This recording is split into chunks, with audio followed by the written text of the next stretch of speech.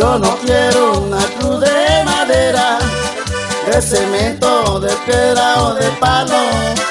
Solo quiero que cuando yo muera, que me entierren con mi escapulario. Cuando me estén echando en la tierra, que me recen nomás un rosario. Yo no quiero los lujos de rico, ni tampoco homenaje ni honores. Si muriera como Jesucristo, poderoso y el Rey de los hombres, solamente le encargo a mis hijos que me pongan un ramo de flores.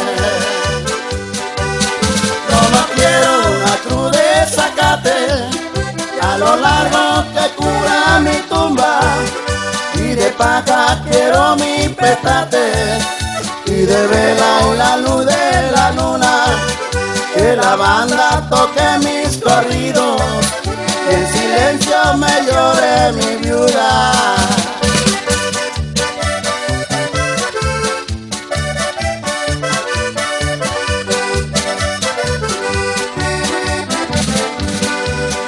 Como herencia le dejo a mis hijos mi apellido honorable y honrado, y que nunca me echen al olvido, donde quiera serán apreciados.